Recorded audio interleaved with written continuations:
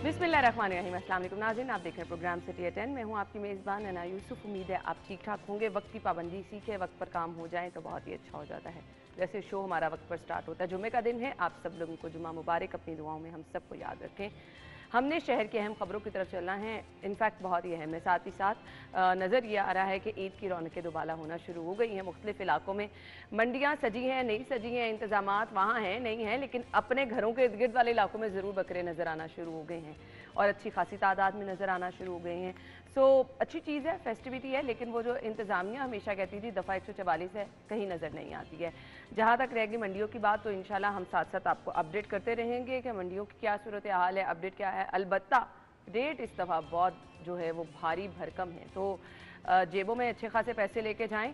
और सुन्नत इब्राहिमी की अदायगी कितनी अहम है, कितनी ज़रूरी है, और कुछ इससे जुड़ी चीज़ें आज हमने शो में डिस्कस करनी। 11 बजे डिस्कस क्या करना है। कुछ लोग कहते हैं कि जितना तगड़ा अच्छा बड़ा जानवर होगा सवाब उतना ज़्यादा होगा। कुछ लोग कहते हैं अच्छा फलां ने तो छोटा सा जानवर ले लिया था, इतना सवाब नहीं होता ऐसे जानवर का। ईद का जानवर खूबसूरत होना चाहिए। कुर्बानी के लिए जानवर दिल खोल के आपको लेना चाहिए, ज़रूर लेना चाहिए, लेकिन हरगिज़ ऐसा नहीं है कि जिसका जानवर छोटा है, जिसका जानवर तगड़ा नहीं है, कमज़ोर सा जानवर है, उसको सवाब नहीं मिलेगा। सवाब देने वाली अल्लाह ताला की ज़ात है।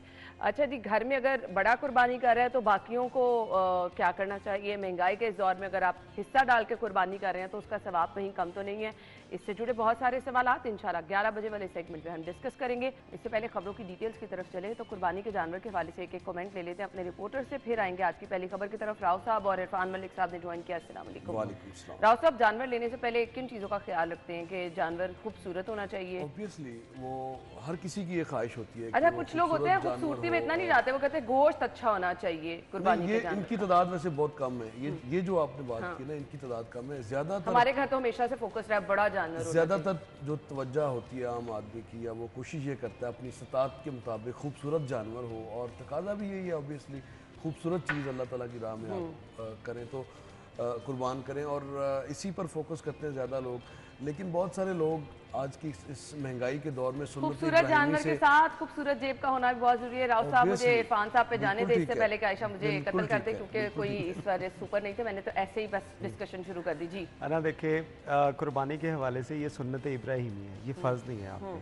और ऐसी रवायात भी मौजूद हैं कि खुलफा राशिदीन जो थे उनकी जानिब से इस्तदा होने के बावजूद कुर्बानी नहीं की गई। अफजल अमल है, मैं वही बात करने लगा हूँ, बात पूरी सुन तो लें पहले। वो इस वजह से नहीं की गई कि लोग इसको कहीं जो है वो फ़र्ज़ ना समझें, लेकिन उसके साथ साथ ऐसे लोगों का भी ख्याल करना चाहिए। हम बहुत से ऐसे लोगों को देखते हैं जो लाखों रुपए खर्च करके, बहुत से लाख खर्च करके जानवर लाते हैं, गली मोहल्ले में उसको सजाकर खड़ा कर देते हैं। यानी आप नुमाइश वाली बात नुमाइश ना करें कि बाकी लोग जो हैं, कहीं मेरे जैसे लोग भी होंगे कि वो एहसास कमतरी का शिकार होंगे, बच्चे उनको भी तंग करेंगे कि हमें भी ऐसा बकरा ला के दे, हमारा जानवर भी ऐसा चाहिए। अच्छा, तो उन लोगों का भी ख्याल बिल्कुल आप लेके आए, बहुत अच्छी बात है।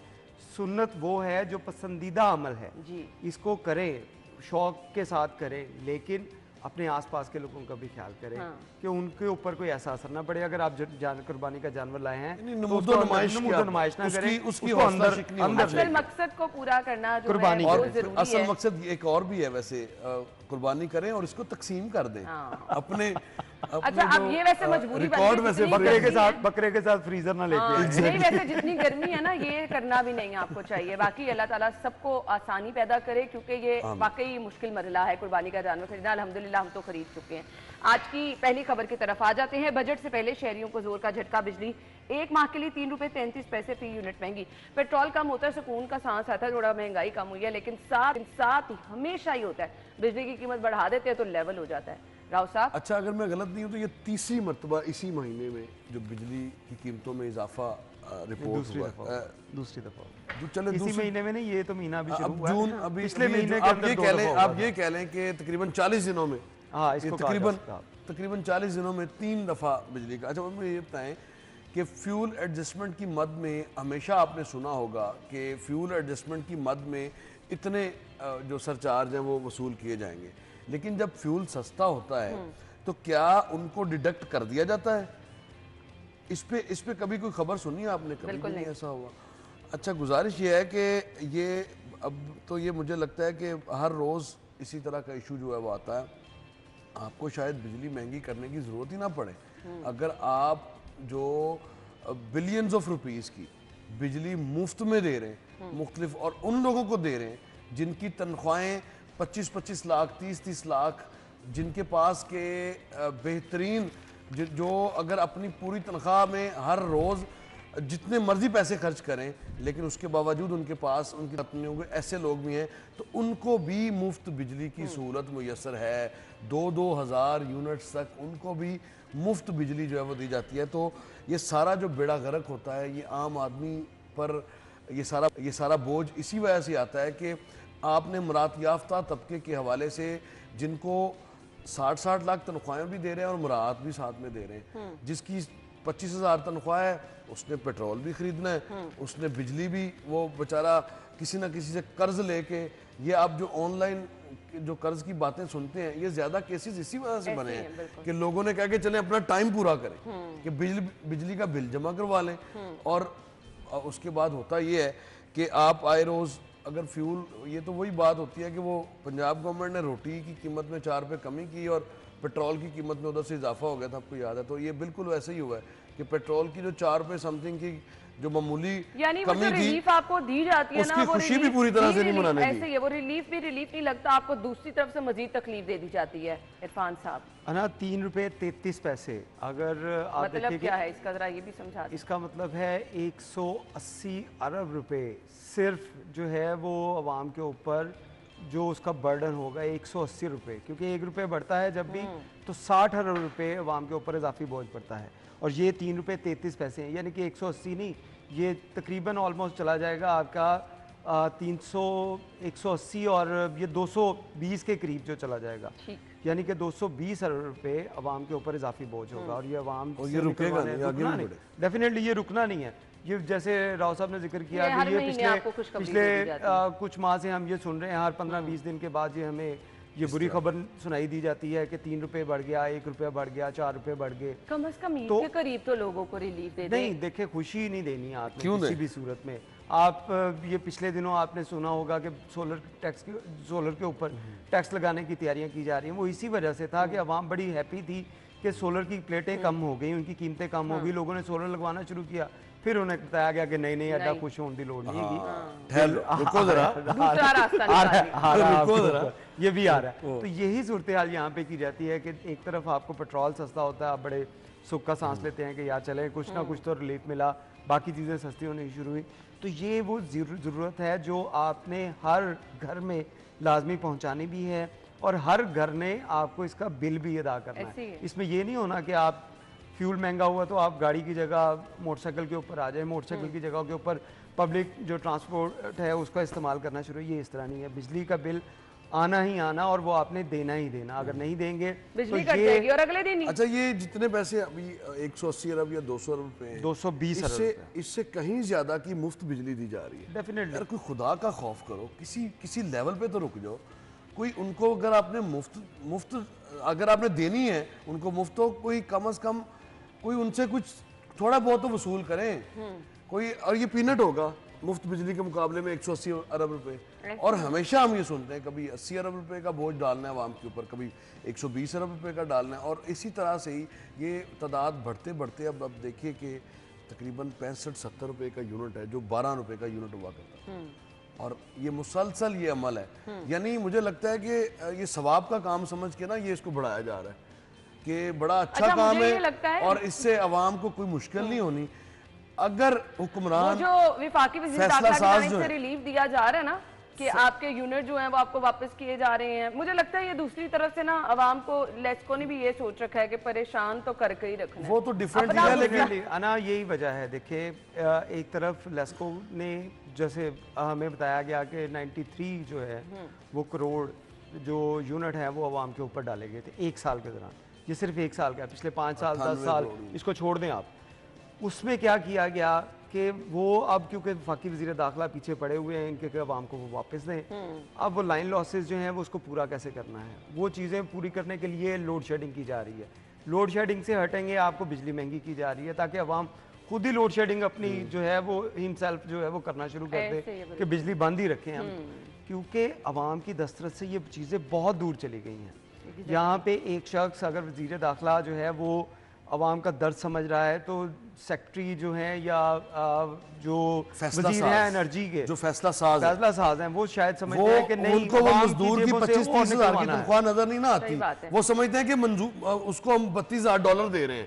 مجھے لگتا ہے کہ پرائم منسٹر چیف منسٹر ان کو یہ نظر آتا ہے کہ شاید مزدوروں کو جو اجرت ہے وہ ڈالرز میں دی جا رہی ہے یا درہم میں دی جا رہی ہے، جس وجہ سے بڑھائی جائے کوئی فرق نہیں پڑتا. بالکل ایسے ہی ہے. تو ان کے اپنے جو پرکس اینڈ پریویلیجز ہیں اگر آپ وہ دیکھیں اور اس کے مقابلے میں صاحب ان کا شاہانہ لائف سٹائل ہے، انہیں بجلی کے بل ادا نہیں کرنے پڑتے، ہمیشہ سے عوام سارا دن اور مزید بھی بھگتنا پڑے گا کیونکہ یہ سلسلہ آگے بھی ایسے جاری رہنا ہے. آپ جتنی مرضی بچت کر لیں، آپ جتنا مرضی کہہ لیں کہ بجلی کا کم استعمال کریں گے، جب یہ چیزیں آتی ہیں تو پھر پریشانی بڑھ جاتی ہے. بریک کے بعد جوائن کریں گے، اسٹے ود اس.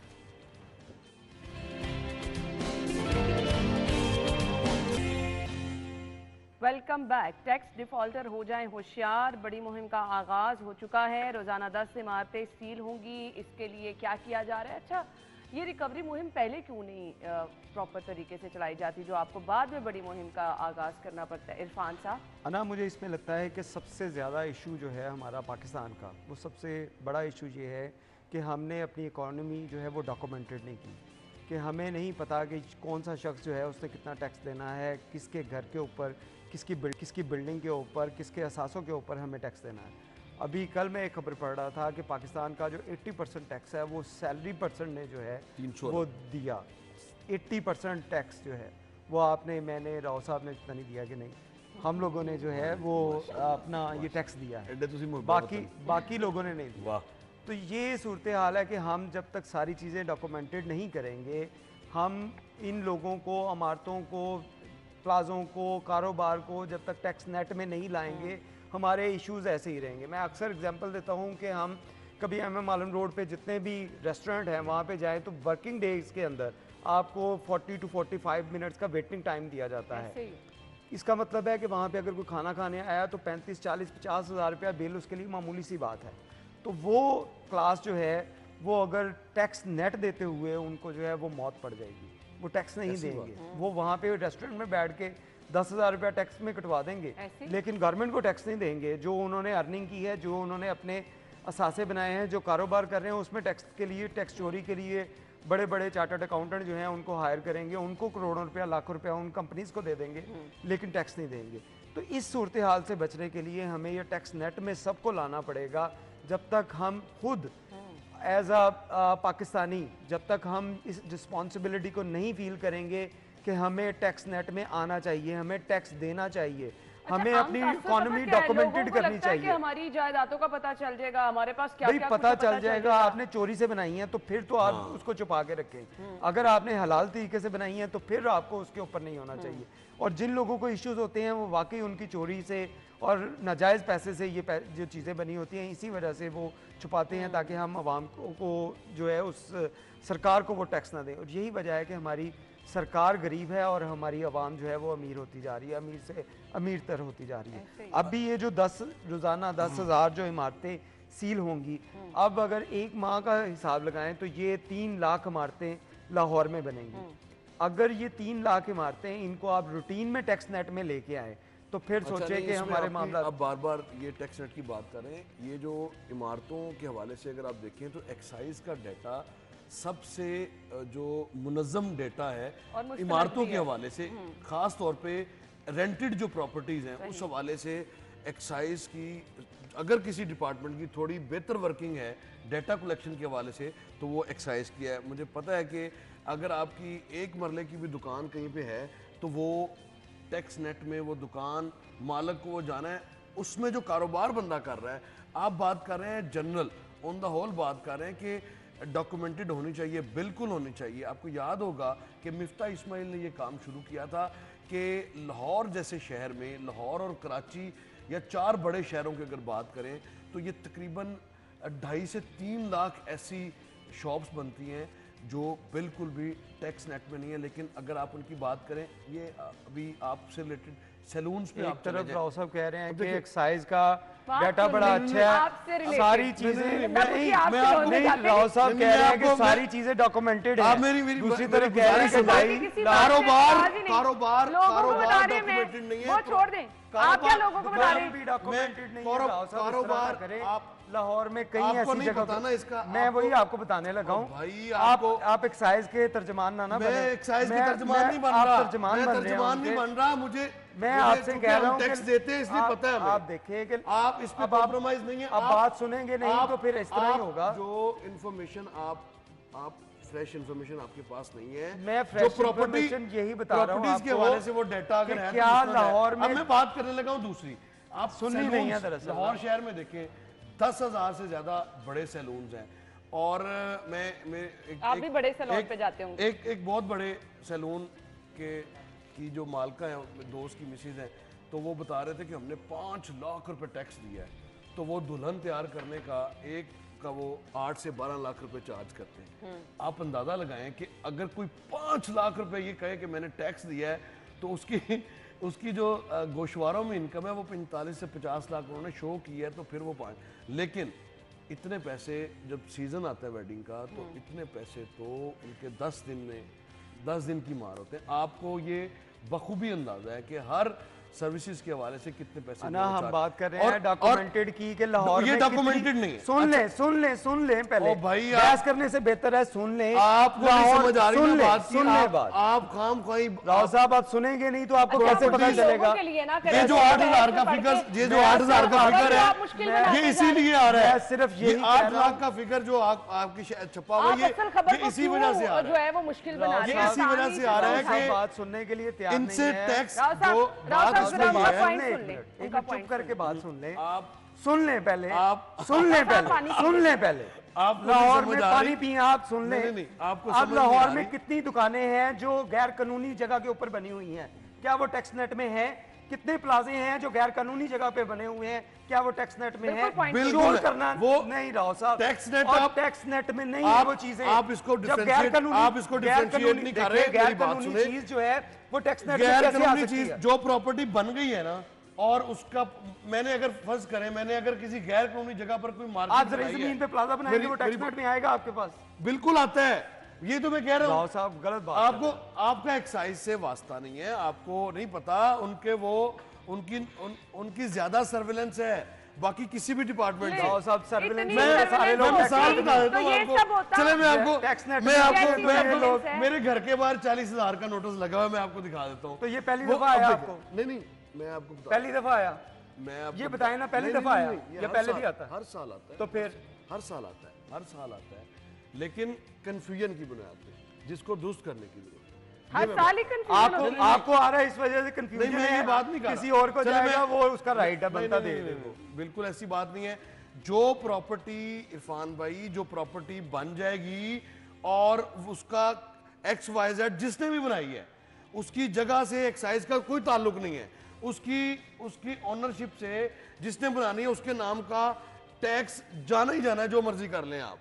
یہ میں کہہ رہا ہوں, آپ ایسا کریں, میں تجربے کے لیے آپ کو بتاتا ہوں. آپ ایک نا کمرشل ہال بنائیں دریا کے کنارے پہ, اور پھر میں دیکھتا ہوں کہ آپ کو ٹیکس کیسے نہیں آتا. آپ کو آئے گا ٹیکس. وہی آپ سے بات کر رہا ہوں کہ لاہور میں مین بلیورڈ گلبرگ کے اوپر 360 کم ہے, سن لیں بات راؤ صاحب, سن لیں. 360 پلازے ایسے ہیں جن کے نیچے پارکنگ بننی تھی, وہ پارکنگ کا ٹیکس تو نہیں ہے. وہ پارکنگ کی جگہ تمام دکانیں بنی ہوئی ہیں, کیا ان کو ٹیکس آ رہا ہے؟ نہیں آ رہا. یہی ہم بات کر رہے ہیں, آپ جس بات کو سمجھنے کی کوشش کر رہے ہیں. دیکھیں, یہ آپ کا یہ جو پوائنٹ آپ کا ویلڈ ہے, یہی ہم بات کر رہے ہیں. آپ پورے شہر میں شکر ہے آپ کسی جگہ پہ تو مانیں, ترجمان سے باہر نکلیں اور یہ سوچیں کہ یہ ٹیکس نیٹ میں چیزیں نہیں ہیں. میں نے تو آپ کو کریکٹ کرنے کی کوشش کی, آپ خود ہی کریکٹ نہیں ہونا چاہتے. آپ چاہتے ہیں کہ بالکل غلط العام کے پیچھے چلتے چلے جائیں. میں یہ کہہ رہا ہوں, آپ کا یہ پوائنٹ ویلڈ ہے کہ اگر کسی نے پارکنگ یوز کیا ہے تو ممکن ہے جو پارکنگ کا حصہ ہے وہ ایکسائز کے ڈیٹا میں نہ ہو. ایکسائز کے ڈیٹا میں جو سٹرکچر بلڈنگ کا, پھر آپ یہ نہ کہیں کہ ان کا ڈیٹا بہت بہتر ہے, ایکوریٹ ہے. میں یہ کہہ رہا ہوں کمپیریٹیولی بہتر ہے باقی ڈپارٹمنٹ سے. اگر یہ بہتر ہے تو پھر معذرت کے ساتھ اس سے برا کیا ہوگا؟ وہ بھی آپ برا اس سے یہ ہے کہ جو PRA نے کام شروع کرنا تھا, ये ब्यूटी सैलून्स के हवाले से, ब्यूटी सैलून के ऊपर ही अड़े हुए हैं शायद वहाँ पे आ जाए, उनको ज़्यादा पैसे नहीं, देने पड़ गए हैं। मैं ये कह रहा हूँ कि जितने ज़्यादा पैसे चार्ज किए जाते हैं मुख्तलिफ सर्विसेज के, उस तरह से टैक्सेस, आपने पानी पी लिया, उन्होंने नहीं पानी पिया। उस तरह से टैक्सेस की जो रेशो है वो नहीं है। हाँ। ये बात आपको भी पता है, ये सारी दुनिया को पता है। चलिए अब ये और मुहिम तो शुरू हो गई है, जिसको तेज भी कर दिया गया। देखिए क्या होता है। राव साहब पानी पीते हैं, हम ब्रेक की तरफ चलते हैं।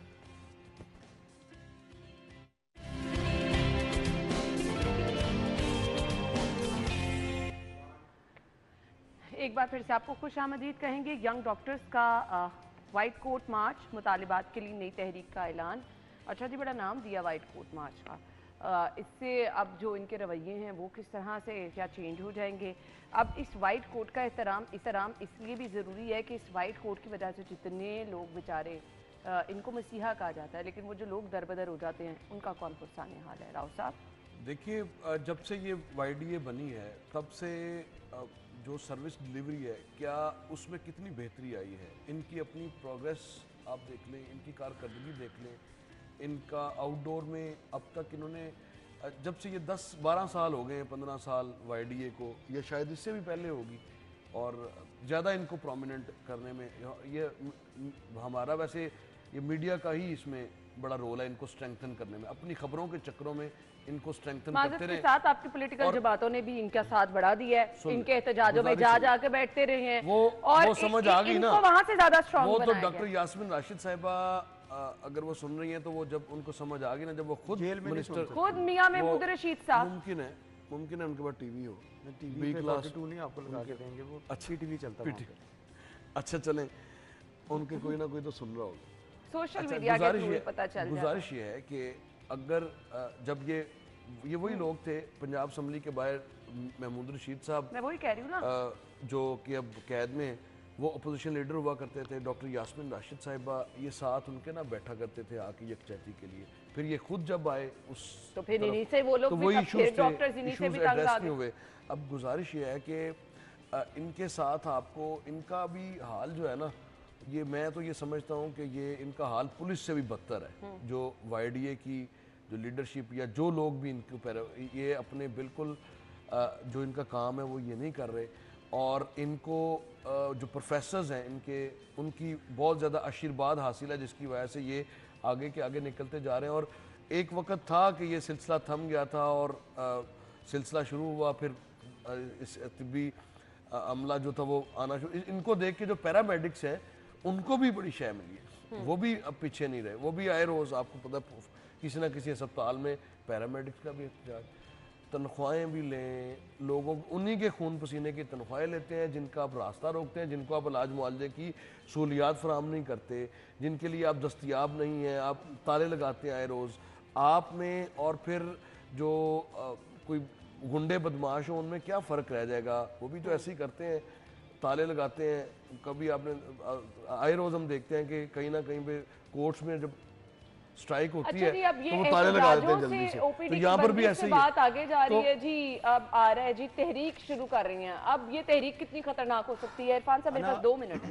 अना देखें, अगर बात की जाए यंग डॉक्टर्स की, तो आपके तमाम हॉस्पिटल जो हैं, उसकी एमरजेंसी हो, उसके यूनिट्स हों, उसके वार्ड्स हों, ये तमाम के तमाम ये यंग डॉक्टर्स ही संभालते हैं। बड़ी तादाद है। ये नहीं है कि वो कोई काम नहीं करते, तनख्वाहें लेते हैं और सिर्फ एहतजाज करते हैं, काम भी वही लोग करते हैं। अगर इनके मुतालबात देखे जाएं तो मुतालबात भी किसी हद तक जायज़ हैं, कि एक तरफ वो कह रहे हैं कि सैलरी इश्यूज हमारे, इसको ठीक किया जाए। रवैये इनके जायज़ हैं, रवैये नहीं, देखे यूनियन, देखिए यूनियन नहीं भी है उसकी आड़ में, वो बात नहीं, मेरी बात, अल्लाह ना करे आपको कभी आउटडोर में ना करे, मेरी बात, आप चूंकि इस्तात रखते हैं प्राइवेट चेकअप, आप बात बिल्कुल ठीक करते हैं, आप इस्तात रखते हैं प्राइवेट चेकअप की, इसलिए आपको अगर आप बात आपको अगर आउटडोर जाना पड़े तो आपको लग पड़ा जाए। अगर आप बात सुन लेंगे तो फिर आपको पता चलेगा कि जो अल्लाह ना करे आपका वास्ता पड़े, सुन लेंगे तो फिर आपको कोई मसले पता चलेंगे कि हॉस्पिटल के अंदर तमाम तर ये चीजें जो हैं मैनेज करने के लिए ये आपके यंग डॉक्टर्स जो होते हैं, आपके सीनियर प्रोफेसर जो होते हैं,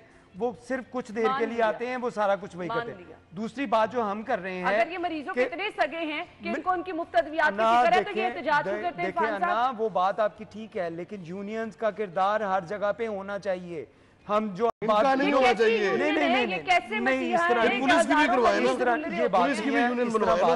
इरफान साहब एक सवाल का जवाब दे दे, मैं आपकी हर बात से एग्री हूँ। क्या इनकी मसीहाई इस चीज की इजाजत देती है कि हजारों मरीज रुल रहे हो और ये एहतजाज कर रहे हो? मैंने तो ये बात ही नहीं और की। ये जो काम करते हैं ये जाके आप देख लें, तो ये बात काम वो लोग करते हैं जिनका बिल्कुल इनिशियल स्टेज होती है वो काम। एक बार फिर से आपको स्टूडियो में खुश आमदीद कहेंगे। प्रोग्राम के इस हिस्से में जी हमने स्पेशली बात करनी है ईद कुर्बान के हवाले से और इसके साथ साथ सुन्नत इब्राहिमी के हवाले से। जानवर अगर आपने ख़रीदना है तो खुसूसी तौर पर अहकामात क्या हैं, अल्लामा एहसन अवैस साहब को खुश आमदीद कहेंगे। अस्सलाम वालेकुम। जी वालेकुम अस्सलाम। बहुत बहुत शुक्रिया। ईद कुर्बान के लिए आपने जानवर ख़रीदना है, कैसा होना चाहिए, अहकामात क्या हैं इस बारे में? जी सबसे पहले हमें इस बात को समझना चाहिए कि कुर्बानी खुद क्या शय है। कुर्बानी का लफ्ज़ कुर्ब से निकला है। अच्छा, ये कुर्बत इलाही का ज़रिया है। बेशक। सुन्नत इब्राहिमी में जब हज़रत इब्राहीम अलैहिस्सलाम ने ख्वाब के अंदर अपने बेटे सैयदना इस्माइल अलैहिस्सलाम को इस आजमाइश के अंदर देखा कि आप उन्हें ज़िबा कर रहे हैं और अपने बेटे से कहा, और बेटे ने भी आगे यही फरमाया कि जो रब की मर्ज़ी वो कर गुजरिए। इतनी मोहब्बत का पैकर और रब की बारगाह की तरफ मोहब्बत की तरफ जाना और फिर छुरी का चलना और उस छुरी के नतीजे में सैयदना जिब्राईल अलैहिस्सलाम का और ये कहना कि इब्राहीम अलैहिस्सलाम आपकी कुर्बानी कबूल होगी और फ़दैनाहु बिज़िब्हिन अज़ीम, हमने ज़िब्ह अज़ीम के बदले में इसको कबूल कर लिया है। अब ज़िब्ह अज़ीम भी एक मुहर्रम के साथ इसका ताल्लुक़ है, वो एक अलहदा मामला है, वो एक बहुत प्यारा फ़लसफ़ा है कि वो ज़िब्ह अज़ीम फिर उसी घराने में सैयदना इमाम अली मुकाम इमाम हुसैन अलैहिस्सलाम ने मुकम्मल किया। मगर वो जानवर आ गया, उसकी रूह क्या थी कि अपनी सबसे प्यारी चीज़ को रब की बारगाह में कुर्बान करना। अरे वाह। और जो सबसे प्यारी चीज़ उसके हुक्म पर कुर्बान करना है, यही कुर्ब की अलामत के रब का कुर्बत आपको अता कर देगी, रब की रज़ा अता कर देगी कि क्योंकि दिया सब कुछ उसने है और उसने वापस मांगा है। और ये वो बहुत बड़ी बात है जो कुर्बानी का फ़लसफ़ा है। अब दूसरी प्यारी चीज़ कैसी हो, तो मैं कुरान मजीद फुरकान हमीद की आयत यहाँ पर कोट करता हूँ। आयत ये चौथा पारा, फोर्थ यानी उसका चैप्टर और पहली आवर्स है उसकी। अल्लाह रब्बुल इज़्ज़त ने सूरह आल इमरान की 92 नंबर आयत में फरमाया, ला तनालुल बिर्रा हत्ता तुनफिकू मिम्मा तुहिब्बून, तुम नेकी को हरगिज़ नहीं पहुंच सकते जब तक तुम वो खर्च ना करो जिसे तुम पसंद करते हो। यानी पसंदीदा चीज़ को खर्च करना है। जो आपके पास चीज़ है जो आपको सबसे ज़्यादा पसंदीदा है, अल्लाह की राह में वो खर्च करना। अच्छा, दूसरी तरफ आ जाऊं कि इन जानवरों की अहमियत क्या है। ये जानवर जानवर नहीं है, कुरान कहता है इनके बारे में, फरमा रहा है ये जानवर ना समझो इनको, ये अल्लाह की निशानियां हैं। सूरह हज की रोशनी के हम वल बुदना जअलनाहा लकुम मिन शाइरिल्लाह, फरमाया ये जो कुर्बानी के बड़े बड़े जानवर हैं, ऊँट है, गाय है या भैंस है, या दूसरी तरफ आ जाए तो वो जिसे हम हमारी ज़ुबान में उसे बछड़ा कहते हैं, तो वो जो जितने भी हैं ये सब के सब जो हैं अल्लाह की निशानियां हैं। और फरमाया वो मैं युअज़्ज़िम शाइरल्लाह फ़इन्नहा मिन तक़वल क़ुलूब, जो अल्लाह की निशानियों की ताज़ीम करता है, यानी इनकी सफाई सुथराई, मामलात, मोहब्बत, प्यार करता है। ये जितना कुछ आप बता रहे थे, मासूमियत में मोहब्बत ज़्यादा होती है, तो वो जो प्यार करता है, फिर जब कुर्बानी के वक्त बच्चे रोते हैं, कई मोहब्बत वाले रो पड़ते हैं, जो खुद पालते थे साल, अब तो वो नहीं रहा, साल साल पालते थे और पाल के जब ज़िबा करते तो बड़े बड़े प्यारे लोग और बड़े बुजुर्ग लोग रो पड़ते थे कि इसकी जानवर से प्यार था। ये मोहब्बत का जो उनसर है और ये जो चाहत का उनसर है, इसके अंदर जो ताल्लुक पाया जाता है कुर्ब इलाही का, अल्लाह फरमा रहा है इससे तुम्हें मेरी तकवा मिलेगा, मेरी बारगाह से खैर मिलेगी कि तुम माल भी खर्च कर रहे हो, जान भी खर्च कर रहे हो। अब इसमें एक तीसरा रुख जो उसका थर्ड डिमेंशन बनती है, उसके साथ जो है वो थर्ड डिमेंशन ये है कि इसमें रिया का पहलू ना हो, दिखावा ना हो, शो ऑफ ना हो। बच्चे कुछ लोग, और अनफॉर्चुनेटली अब हमें ये ट्रेंड बहुत आम लग रहा है, इससे सोशल मीडिया पे लोग वायरल कर इसका फिर जो जिसे कहते हैं इसका जो फीडबैक आ रहा है, यानी इसका जो रद्द अमल आ रहा है, वो जो न्यूटन का कानून किसी दौर में हम रिएक्शन और रिएक्शन का पढ़ते थे, उसका रिएक्शन ये आ रहा है कि जो लोग थोड़े सलीमुल फितरत या पढ़े लिखे ज़्यादा हो जाएं, अल्लाह उनको लिटरी कर देता है, तो जब वो ये मामला देखते तो वो कहते हैं यार इधर पैसे खर्च करने के बजाय बेहतर है हम किसी को छुपा कर किसी की शादी कर दें, यतीम मस्कीन को दे दें। कई लोग इस तरफ जाते हैं, मैं उसका भी इंशाल्लाह जवाब आपको अता फरमाऊंगा, अर्ज करूंगा। तो ये जो चीज़ें बड़ी अहमियत है, रियाकारी पसंद नहीं। भाई आपका जानवर कितने का है, आपने कितने का लिया है, जिसकी जितनी इस्तिताअत है, जो जिसने जैसे पाया है, اللہ اس کو قبول فرمائے. بے شک. ہو سکتا ہے کسی کا بڑا جانور بھی قبول نہ ہو اور کسی کی بکری بھی قبول ہو جائے. یہی تو بات سمجھنے کی ہے, یہی تو بات سمجھنے. یہ بڑی اہمیت کی حامل بات ہے. تاجدار کائنات. اور ایک اور اس میں جو نقطہ اگلا کہ جو لوگ صاحب حیثیت یعنی قربانی نہیں دے سکتے ان کے لیے بھی بات. تاجدار کائنات صلی اللہ علیہ وسلم رحمت للعالمین ہے, مرسی فار ڈیوائن مرسی فار آل دا یونیورس, اور مومنوں کے لیے تو رؤوف الرحیم ہے. بے شک. حضور کا طریقہ تھا, حضور جب بھی جانور قربان کرتے تو ایک جانور اپنے اور اپنی آل کی طرف سے اور ایک اپنی امت کی طرف سے, اور امت میں وہ بھی شامل ہیں جو اس وقت موجود ہے اور وہ بھی شامل ہیں جو ہم جیسے جو موجود نہیں ہیں. حضور نے فرمایا کہ میں نے ان کی طرف سے قربانی کر دی ہے کہ جو نہیں کر سکے قیامت تک نہیں کر سکے یا نہیں کر سکیں گے وہ پریشان نہ ہو, ان کی طرف سے میں نے قربانی کر دی ہے. اور پھر اگلی بات احکام اخلاق میں یہ بات پیش کی ہے کہ آپ لوگوں نے ان لوگوں کا خیال رکھنا ہے. یہ وہ چیریٹی کا, محبت کا, ویلفیئر کا, بہبود کا, ایک تعلق کا, ریلیشن شپ کا, انٹیگریٹی کا, کوہیجن کا ایک بہت خوبصورت ایک جو چین بن رہی ہے کہ اس سے جو محبت پیدا ہوتی ہے. جو آپ خاموشی سے کسی کے گھر گوشت دے کے جاتے ہیں, عمومی دے کے جائیں تو کوئی کہے گا مجھ پہ احسان کر رہا ہے, شاید مجھے اپنا حدین کرنا چاہتا ہے, مجھے نیچے کرنا چاہ رہا ہے, میرے پہ ہمدردی کا جذبہ ہے. اور جب اب عید کے دن اس کے ساتھ محبت سے گوشت پیش کرتے ہیں تحفتاً, وہ اس کو ایک اپنی لیے محبت اور فخر کی علامت سمجھتا ہے کہ مجھے اتنی اہمیت دی گئی ہے, اس نے مجھے اہمیت سمجھا تو میرے گھر گوشت پہنچایا. علامہ صاحب مجھے یہ بتا دیں کہ آپ کا جانور اگر مہنگا ہے, آپ کا جانور اگر بہت خوبصورت ہے تو اس کا ثواب کیا بہت زیادہ ہوتا ہے؟ پھر وہی بات پہلی حدیث مقدسہ انما الاعمال بالنیات, نیتوں کا دار و مدار, اعمال کا دار و مدار نیت پر ہے. قیامت کے دن ہمارا جو فیصلہ نماز, روزہ, زکوٰۃ, حج کا ہونا ہے وہ اعمال کی کثرت پر نہیں, ان کی نیات پر ہونا ہے. بے شک. نیت ایک ایسی شے ہے جو آپ کے عمل سے بھی زیادہ اس کے اثرات ہیں اور ثواب ہے. یعنی آپ نیت صرف کر لیں, مثال دے رہا ہوں, حج کی نیت کر لیں, نیت اب 10 سال بعد چاہے حج کیا آپ کو اجر شروع ہو گیا. جب عمل کریں گے تو بات علیحدہ ہے. اچھا, اس کے مقابلے میں رب کی رحمت کا ایسے پہلو سے جلدی سے مروزی, جیسے کہتے ہیں جملہ معترضہ, جو ہے تو نہیں لیکن ڈال رہا ہوں, وہ اس طرح کہ اس کے مقابلے میں اگر گناہ کی نیت کر لی ہے تو اللہ کریم کی بارگاہ میں پوچھا مولا اب کیا کرنا ہے؟ فرشتے کو کہتا ہے رب لکھنا نہیں ہے.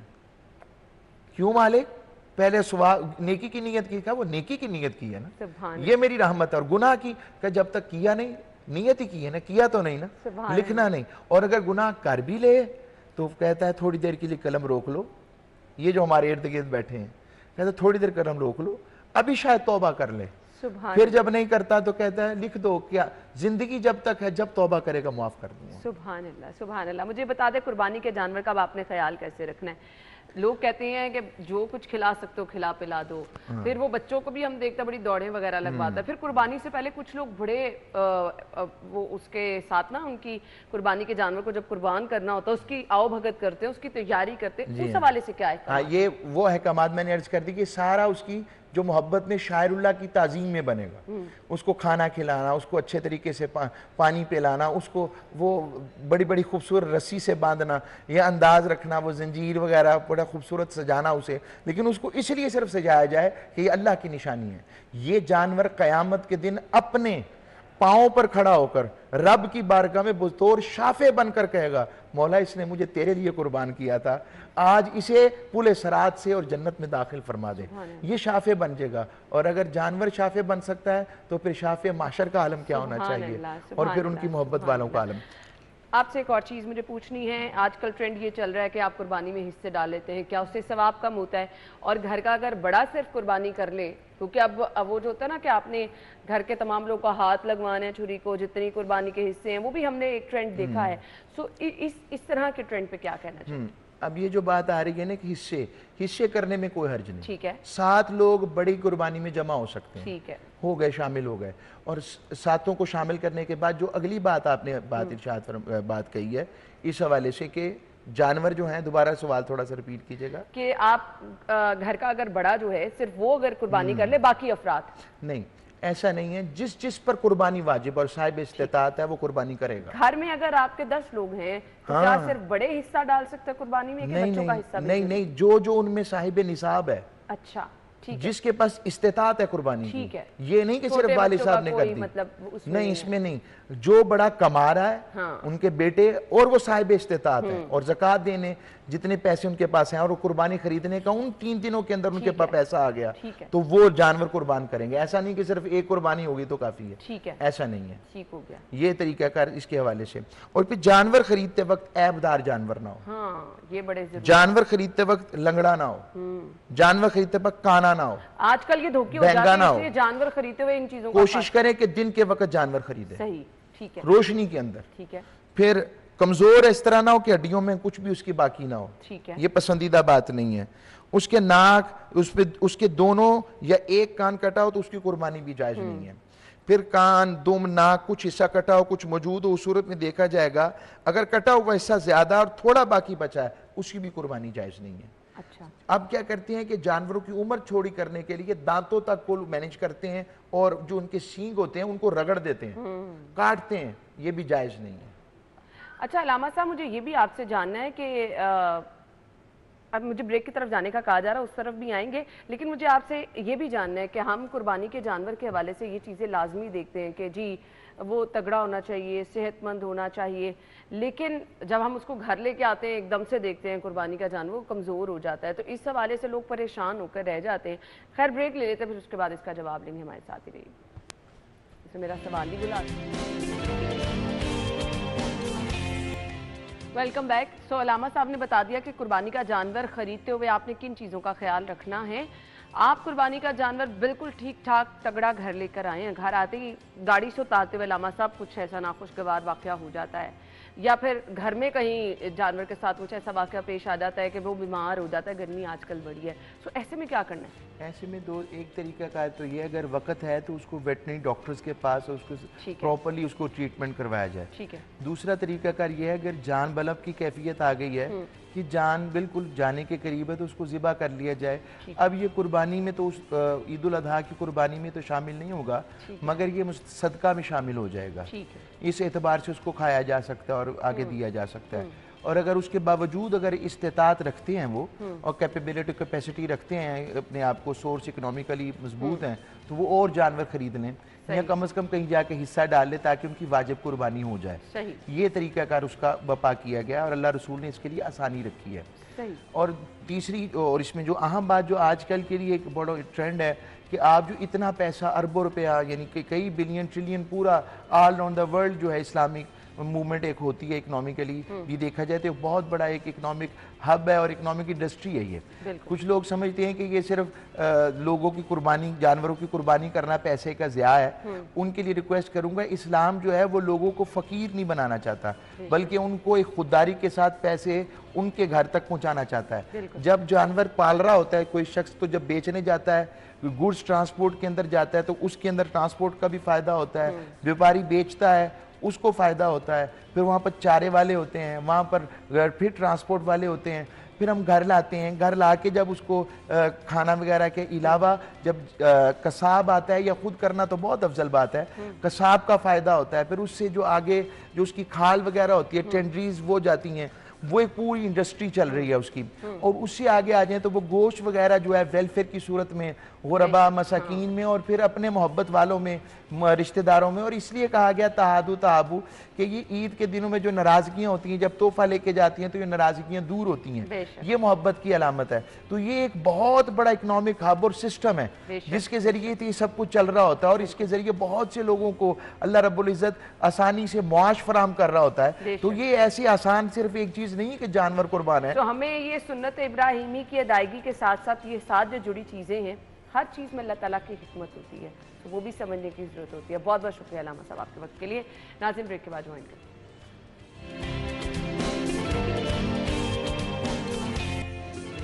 एक बार फिर से स्टूडियो में आपको खुशामदीद कहेंगे। 7 जून है, आज वर्ल्ड फूड सेफ्टी डे है। सो खुराक का हमारी ज़िंदगी में क्या अमल दखल है? हम तो जिंदा ही खुराक के बिना पर हैं। सो खुराक की अहमियत क्या है? फूड को सेव करना एक चैलेंज है। सो हम लोग फूड क्वालिटी तो देखते हैं, वो खाना जो हम खा रहे हैं वो किन मराहल से गुजर के आ रहा है, इस चीज़ को भी देखना बहुत ज़रूरी है। खाने को महफूज हमने किस तरह से बनाना है और इसलिए इसके लिए इंस्ट्रक्शंस क्या हैं जिनको प्रॉपर्ली हमने फॉलो करना है। आगे फिर बड़ी का गोश्त भी तो आप लोगों ने सेव करना है, इसके हवाले से क्या क्या करना है जी, इस पर हम बात करेंगे। समन इश्तियाक माहिर ग़िज़ाई हमारे साथ मौजूद हैं, वेलकम के लिए। अस्सलाम वालेकुम। Thank you so much. World food safety day है, तो खाने की अहमियत से तो इनकार नहीं है, लेकिन हम कुछ स्टैंडर्ड जो होते हैं ना उनको नज़रअंदाज कर देते हैं। बिल्कुल। आज के दिन के मुनासबत से क्या कहेंगे? अच्छा है ना, अक्सर हम डेज तो सेलिब्रेट कर रहे होते हैं, हमें मेन मकसद नहीं पता होता कि वर्ल्ड फूड सेफ्टी डे है क्या। एक सेहतमंद जिसामत के लिए ज़रूरी है एक सेहतमंद ग़िज़ा होना। अब सेहतमंद ग़िज़ा हम कैसे खा सकते हैं, वो स्टार्ट होती है आपकी मैन्युफैक्चरिंग से, एग्रीकल्चर से। फिर जब आपके घर पे आती है उसको आप जो है हैंडलिंग कैसे कर रहे हैं, हाइजेनिक है या नहीं है, उसके बाद आप उसको प्रोसेसिंग, आप उसको बना कैसे रहे हैं और उसके बाद आप उसको स्टोर कैसे कर रहे हैं। ये WHO ने इसके कुछ स्टैंडर्ड्स और वो रखे हुए हैं जिसको फॉलो करके हम दीगर बीमारियों से खुद को महफूज कर सकते हैं। ठीक हो गया। अब वो स्टैंडर्ड क्या हैं? हमने अगर सबसे पहले चलें हम नॉर्मली बात कर लेते हैं, सब्जियां तो हर घर में बनती हैं, लेकिन हमें पता ये चलता है कि ये सब्जियों को नालों का पानी लगा दिया जाता है। सो सब्जियां सेकेंडरी हम ला के इकट्ठी बल्क में रख भी लेते हैं। सो इसके लिए क्या गाइडलाइंस हैं, क्या करना? अच्छा है ना, सबसे पहले तो ये कि जब भी आप कोई फ्रूट्स या वेजिटेबल्स या कोई भी चीज़ बाइट से लाएं तो उसको आप पानी में for 15 to 20 minutes boiled water में आप डिप करें ताकि उसमें से जितने भी बैक्टीरिया और वायरस हैं वो लीच आउट हो जाए। ठीक है, एक तो सबसे पहले ये चीज़। उसके बाद आपने क्रॉस कंटामिनेशन नहीं करना होता कि कच्चा गोश्त और पका हुआ गोश्त उसको एक साथ नहीं रखना। अक्सर हमारे घरों में प्रैक्टिस होती है कि हम फ्रीज़ भी कर लेते हैं या पैकेट बनाए बगैर हम उसको ऐसे ही वो उसको बिल्कुल भी हम उसको नहीं करते सेव और ऐसे ही हमने रखा होता है ओपन। तो क्रॉस कंटामिनेशन जो है वो आपको प्रॉब्लम कर सकती है।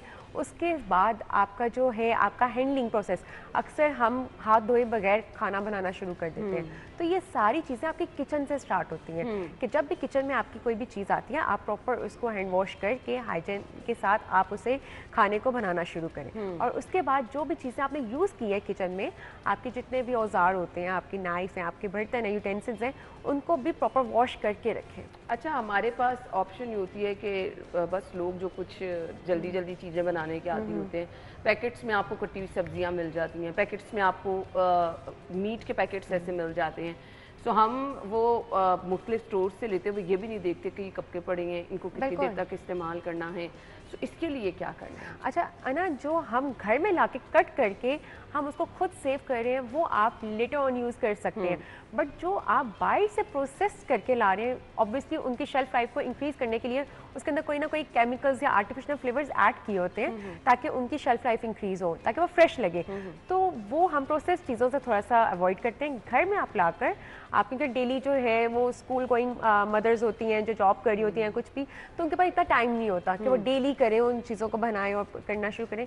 तो आप कर सकते हैं सेव, बट उसको प्रॉपर वॉश करके उसको कट करके आप उसको फ्रीज़र कर सकते हैं। ठीक है, और इसके साथ साथ मुझे ये भी बता दीजिएगा, आगे अब ईद आ रही है, सो हम गोश्त को तो स्टोर करते हैं, तो उसका क्या तरीक़ेकार होता है? मैक्सिमम मिनिमम रिक्वायरमेंट क्या है कि इतनी देर आप जो है गोश्त को सेव कर सकते हैं, इसके बाद आप निकाबले? अच्छा अना, उसमें सबसे पहले तो ये है कि ईद पे हम अक्सर ये होता है कि सेव ही करना है। पहला मकसद तो ईद का ये है कि आपने उसको बांटना है। बांट के जब आपका जो रिमेनिंग है जो आपने अपने घर के यूज़ के लिए किया है उसको प्रॉपर वॉश करके उसके खून को सारा वो करके वॉश प्रॉपरली, उसके आप पैक्स बना के कर सकते हैं, वो भी 1 से 2 हफ्ते तक। आप इससे ज़्यादा नहीं उसको यूज़ कर सकते। ठीक हो गया। अच्छा जी, और इसके साथ जो आप सेफ चीज़ करें, कुछ लोग उसको बॉईल करके रख लेते हैं, कुछ लोग हाफ कुक करके रख लेते हैं, सो इससे क्या नुकसान तो नहीं? अच्छा ना, जो फ्रेश चीज़ होती है ऑब्वियसली उसका फ्रेश ही आपकी बॉडी पे इफेक्ट आ सकता है। जो हम उसको फ्रीज़ कर लेते हैं वो इतना अच्छा उसका इफेक्ट नहीं आता। इसके साथ मैं एक बात हमेशा करती हूँ कि पानी आपका जो मेन हमारी जो समर्स में प्रॉब्लम्स आती हैं वो आप देखती हैं फूड पॉइजनिंग, डायरिया, बच्चे इन सारी चीज़ों से आ रहा होता है। आपका पानी का बहुत रोल है, आपका बॉइल्ड वाटर होना चाहिए। और उसके बाद जब आप कोई भी जूसेस में आइस यूज़ करें वो भी उसी पानी से ऑब्वियसली उसने होना है, तो पानी का बहुत मेन रोल है। पानी आपका जो है वो बॉइल्ड होना चाहिए और कोई भी चीज़ आप बना रहे हैं तो उसी बॉइल्ड वाटर में से आप उस चीज़ को यूज़ करें। सही। सो मुझे ये भी बता दीजिएगा कि आपकी सेहत और तंदुरुस्ती के लिए आपकी ग़िज़ा اور اچھی غذا اس کا رول کیا ہوتا ہے؟ اچھا انا، سب سے پہلے تو یہ اچھی ہم غذا کھائیں گے تو ہم اوور آل ہیلتھ ہوگی. اگر ہم اپنی باڈی کو ان ہیلدی چیزوں پہ رکھیں گے تو باڈی میں الٹیمیٹلی آپ کو جو ہے ڈفرینٹ کرونک ڈیزیزز کی طرف لے کر جائے گی. آپ دیکھیں کتنی اب ارلی ایج میں بچوں میں پرابلمس ہونا شروع ہو گئی ہیں, اوبیسٹی ہونا شروع ہو گئی ہے, کرونک ہارٹ ایشوز آنا شروع ہو گئے ہیں, ارلی ایج میں بچوں کو ڈائبٹیز ہونا شروع ہو گئی ہے, لیور فیٹی لیور آنا شروع ہو گیا. وہ اسی وجہ سے کہ اسٹریٹ فوڈ کی طرف ہمارا رجحان زیادہ ہو گیا. اور اسٹریٹ فوڈ کی تو ایک الگ کہانی ہے کہ وہ کس طرح سے بنتا ہے, کیسے کوک کیا جاتا ہے. اس کے بعد آپ کا آئل, پانی کے ساتھ آپ کا آئل بہت ہے, کیونکہ ہمارا مین انگریڈینٹ ہے آئل. آئل کے بغیر ہم کوئی چیز نہیں بنا سکتے. لیکن کس آئل میں بن رہا ہے, کیسے آپ اس کو بنا رہے ہیں, ڈیپ فرائی چیزیں کتنی کر رہے ہیں, کیونکہ کوکنگ میتھڈس بھی بہت آپ کے افیکٹ کرتے ہیں. تو عید کا بھی موقع ہے کہ زیادہ چیزوں کو تلیں مت, کیونکہ سمرز ہے, اور جتنا آپ کر سکتے ہیں اسٹیم کر لیں, گرل کر لیں اور بوائل کر لیں, یہ چیزوں سے ہم بہت سی بیماریوں سے بچ سکتے ہیں. صحیح. سو مجھے یہ بھی بتا دیجیے گا کہ سم ٹائم آپ کو لگ رہا ہوتا ہے کہ ہم گوشت کے ساتھ ساتھ جو ہے وہ باقی چیزیں بھی لے لیتے ہیں نا, ساتھ ہی آپ نے چائے بھی پی لی, ساتھ میں آپ نے ڈرنکس بھی لے لی, ان چیزوں کا نقصان کیا ہو جاتا ہے؟ اچھا انا, جو گوشت ہے میٹ پورشن سے ہمیں آئرن ملتا ہے, یہ تو اوبیسلی سب کو پتہ ہے, پروٹین اور آئرن. جب بھی ہم کیفین کا استعمال کریں گے وہ آئرن کے ابزارپشن کو روک دیتا ہے. تو کوشش یہ کرنی چاہیے کہ کھانے سے 45 منٹس کے گیپ کے بعد آپ کوئی چائے یا کافی لیں. ٹھیک ہے. اب ہم اگین کیونکہ وائنڈ اپ کی طرف جانا ہے, آپ کی کھانے میں آپ کے فروٹس ہیں, سبزیاں ہیں, گوشت ہے, اگر آپ ان کو سٹور کر رہے ہیں تو اس کا پروپر طریقہ کار بھی بتا دیجیے گا, اور میکسیمم منیمم ریکوائرمنٹس کیا ہیں کہ گرمی میں آپ نے کتنی دیر کے لیے سیو کرنا ہے؟ اچھا انا, سب سے پہلے تو یہ ہے کہ جب بھی آپ کے گھر میں کوئی بھی چیز آ رہی ہے, چاہے وہ ویجیٹیبلس ہیں, فروٹس ہیں, میٹ پورشن ہے یا ہول گرینز ہیں, آپ اس کو پراپر جو ہے آپ اس کو واش کریں, اور واش کر کے آپ اس کے پیکٹس بنا کر آپ اس کو فار 1 to 2 ویکس کے لیے آپ اس کو فریز کر سکتے ہیں. اس سے زیادہ نہیں کر سکتے ہیں. سو اس سے زیادہ اگر پڑا رہے گا, کیونکہ آپ کو پتہ ہے گرمی کا سیزن ہے, تو پھر آپ کے لیے بہت زیادہ پرابلم ہو سکتی ہے. سو اس کے ساتھ ساتھ ہم بہت سارے لوگوں کو دیکھتے ہیں کہ مختلف جوسز جو ہیں وہ لا کے اسٹور کر لیے جاتے ہیں, سال ہر سال پڑے رہتے ہیں. آپ چاہے ان کی ایکسپائری ڈیٹ آپ دیکھ لیتے ہیں وہ ہو بھی یا نہیں ہو, لیکن اس کے بعد جب آپ چیز کو یوز کرتے ہیں اس کا ٹیسٹ بڑا ڈفرینٹ سا ہوتا ہے. سو میکسیمم کوشش یہ کرنی چاہیے کہ جتنی فریش چیزیں ہیں, جتنی آرگینک چیزیں ہیں, ان کا آپ استعمال کریں تاکہ آپ تندرست رہیں. بہت بہت شکریہ آپ کے وقت کے لیے. کل ملاقات ہوگی آپ سے. آپ اپنا خیال رکھیے گا. اللہ حافظ.